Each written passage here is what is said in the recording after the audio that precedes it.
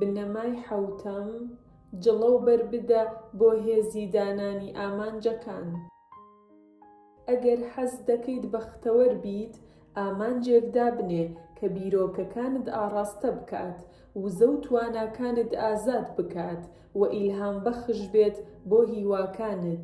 ئاندرۆ کارنیجی، دەوڵەمەندترین پیاو لە ئەمریکا لە سەدەی 20. تەنها بە زانینی ئامانجی ژیانت و دیاریکردنی تێڕوانینت و پێداویستی و حەزە ڕاستەقینەکانت ڕۆشنی بکەیتەوە، پێویستە لەسەرت بیانگۆڕیت بۆ ئامانج و مەبەستی دیاریکراو، پاشان مامەڵەی لەگەڵدا بکەیت و دڵنیابیت کە لە داهاتوودا بەدەستیان دەهێنیت و دەگەیت بە ئامانجەکانت. پسپۆڕان و شارەزایانی زانستی سەرکەوتوو باش دەزانن کە مێشکی مرۆڤ سیستەمێکی زیندووە، وا لە ئامانجەکان دەگەڕێت. هەر ئامانجێک بدەیتە هزرێکی ناهەست، شەو و ڕۆژ دەخاتە سەر یەک بۆ ئەنجامدانی چەند وەکەی. بۆ ئەوەی دڵنیابیت لەوەی کە ئامانج جڵە و بەردەدات بۆ هێزی هزری ناهۆشیاریت، پێویستە ئامانج بە دوو پێوەر پێوانە بکرێت. پێویستە وا باسی لێوە بکرێت تۆ یان هەر کەسێکی تر کە توانای هەبێت پێوانەی بکات. دەربڕینێک: 10 کیلۆ لە کێشم ون دەکەم. هێزی ئەم دەربڕینەی تری نییە کە دەڵێت کێشم دەبێتە 95 کیلۆ بە هاتنی ئێوارەی ڕۆژی 30 کانونی دووەم کاتژمێر 5. ئەم دەربڕینەی دووەمە کە زیاتر ڕۆشنە. هەر کەسێک بتوانێ کاتژمێر 5 ئێوارەی 30 کانونی دووەم بێت و داوات لێ بکات بچیتە سەر تەرازوی کێشانەکە، پێوانەکە بخوێنیتەوە، یان کێشت 95 کیلۆیە یان زیاترە یان کەمتر. سەرنج بدەرە دوو پێوەرەکە چەند، وەکو ژمارەی لاپەڕە، کیلۆ، دۆلار یان دینار. چوارگۆشە خاڵ، کات و بەرواری دیاریکراو زۆر گرنگە، کەواتە چەند لە تواناتدا هەیە ورد بە، و لایەن و بوارەکانی ئامانجەکەت دیاری بکە. چەند ئامانجەکانت ڕۆشن و دیار بن، ئەوەندە زیاتر دەرئەنجامەکان ڕۆشنتر دەبن. ئامانجێک بەرامبەر بیرۆکەیەکی باش کاتێک هیچ پێوەرێک نەبێت، کەواتە ئامانجەکان تەنها خواستێکە، تەنها ئاواتێکە، یان لە پێشتردانانێکە، یان بیرۆکەیەکی باشە. پێویستە ئامانجەکان پێوانەی شایستەیان هەبێت بۆ ئەوەی هزری ناهۆشیاریت بەشداری تێدا بکات. ئەوەی خوارەوەش چەند نمونەیەکە بۆ زیاتر ڕوونکردنەوەی بابەتەکە. بیرۆکەیەکی باش: 1. خوازیارم خانوویەکی جوانم هەبێت بەسەر دەریاچەیەکدا بڕوانێ. ئامانج یان مەبەست: لە داهاتوودا بە پشتیوانی خوا خانوویەکی 400 مەتر دووجا لەسەر کەناری دەریاچەی دووکان دەمبێت لە بەرواری ئەو نەدا. 2. خوازیارم کێشی زیادەم کەم بکەمەوە. ئامانج: 2.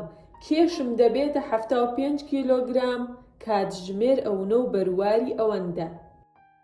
بیرۆکەیەکی باش: 3. من پێویستە باشتر مامەڵە لەگەڵ هاوسەر و منداڵەکانمدا بکەم. ئامانج یان مەبەست: 3.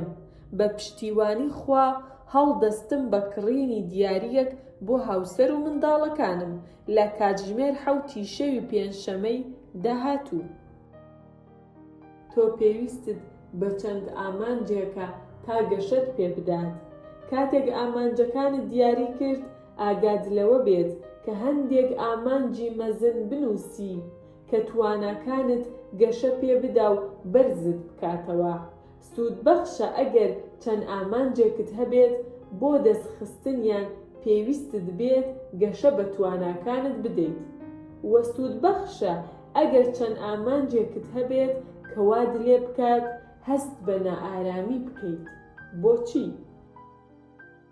چونکە ئامانجی کۆتایی سەرڕای گەیشتن بە ئامانجە مادیەکان ئەوەیە کە ببیتە مامۆستایەک لە ژیاندا.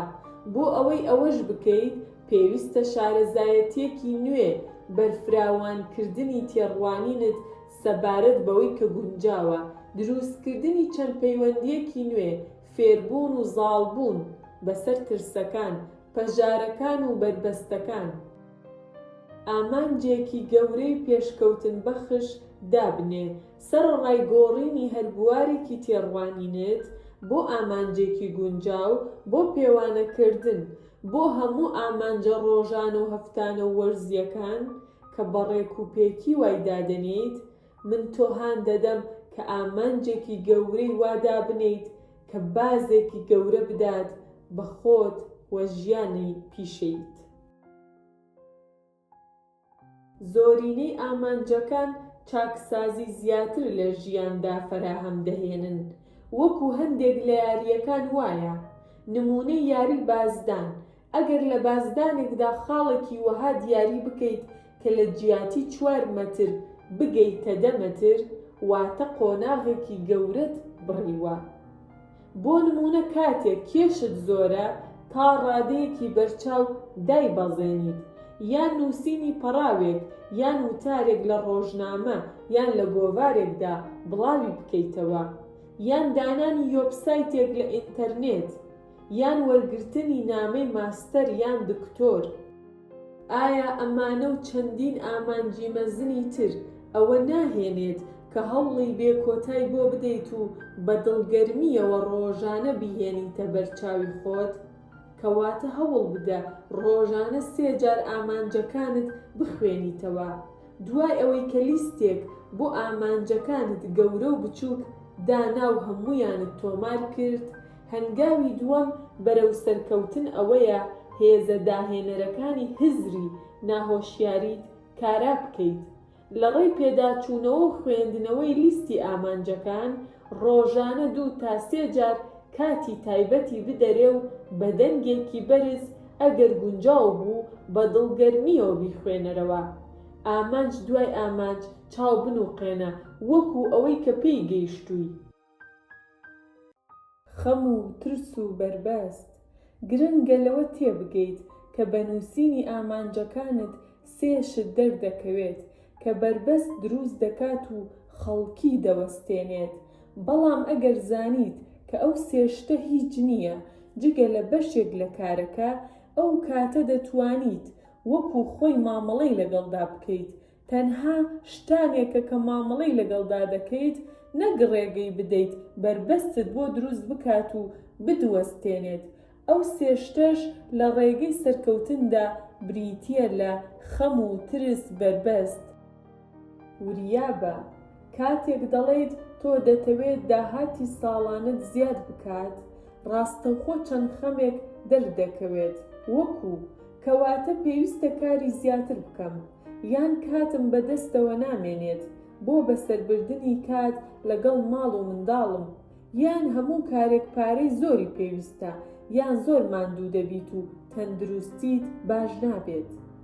ئەمانە و چەند شتێکی تر وا لێ دەکەن نەگەیتە ئامانجەکانت، بەڵام تەنها بەناسینیان و لە بەرچاوگرتنیان کار ئاسانیت بۆ دەکات کە مامەڵەیەکی دروستیان لەگەڵدا بکەیت بە شێوەیە کە گاریگەری خراپ بەجێ نەهێڵێت.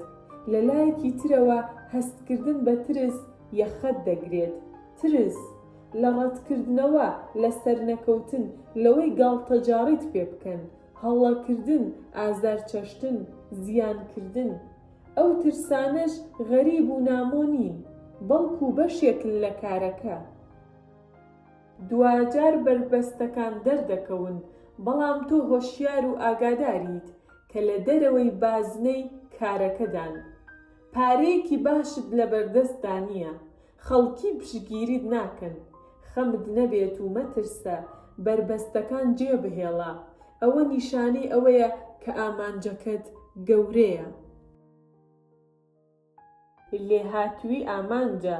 تۆ پێویستت بە دانانی ئامانجێکی گەورە هەیە تاکو ببیتە کەسایەتیەک بەهاو گرنگیەکی وای هەبێت کە شایستەی هەوڵدان بێت لە کاتی بەدەستخستنی ئامانجەکەدا.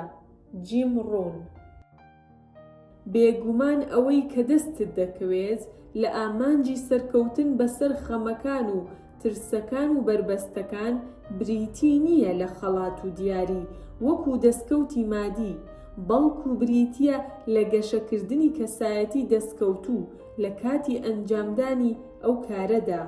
دەکرێت بە یەکجار سەروەت و سامان، ئۆتۆمبیل و ماڵ و خانوبەرە، هاوسەر و منداڵ، هێز و دەسەڵات، ناوداری لەدەست بدەیت. بەڵام ئەوەی کە ناکرێت لەدەستی بدەیت بریتیە لە کەسایەتی و شۆرەت و نازناوێک کە لەو کارەدا بەدەستت هێناوە لە گەیشتن بە ئامانجەکانت. بۆ ئەوەی ئامانجی گەورە بەدەست بهێنیت پێویستە کەسێکی گەورە و باشتر بیت، گەشە و لێهاتووی تازە، هەڵوێستی تازە، توانای نوێ بەدەست بخەیت وە پێویستە گەشە بە خۆت و تواناکانت بدەیت. بەو شێوەیە بۆ هەتایە گەشە دەکەیت. لە 29/1991 ئاگرێکی گەورە لەو گردەی دەڕوانێت بەسەر ئوکلاند بیرکلی لە ویلایەتی کالیفۆرنیا کەوتەوە. لە ماوەی زیاتر لە 10 کاتژمێردا سەری هەموو 11 چرکەیەک خانوویەکی تازە دەسووتا. ژمارەی خانووە سوتاوەکان لەو ماوەیەدا گەیشتە 2800 خانوو کە بە تەواوی سووتان. یەکێ لەو خانووانە مڵکی هاوڕێیەکی من بوو کە نووسەرێکی بەتوانا بوو. کتێبخانە گەورەکەی بە هەموو نووسرا و پەڕا و لێکۆڵینەوەکانەوە سووتا. بەڵام هەڵوێستی ئەو زۆر ئازایانە بوو. وتی لەبەر ئەوەی خۆم سەلامەتم هیچم نەفەوتاوە، چونکە زانیاریەکانی ئەو کتێبخانەیە هەمووی لای خۆمە، لە زەین و ناخی مندا هەڵگیراوە، دەتوانم هەمویان بهێنمەوە بوون بە پشتیوانی خوا. کورد وتەنی سەر سەلامەت بێت ماڵ هەر دەبێتەوە. من لەو باوەڕەدام کە خوای گەورە بەشێک لەو ئامانجانەی ئێمەی بۆ دروست کردوین. ئەوەیە کە زۆرێک لێهاتووی و شارەزایی و پسپۆڕی هەیە، پێویستە تەواوی بکەین و گەشەی پێ بدەین.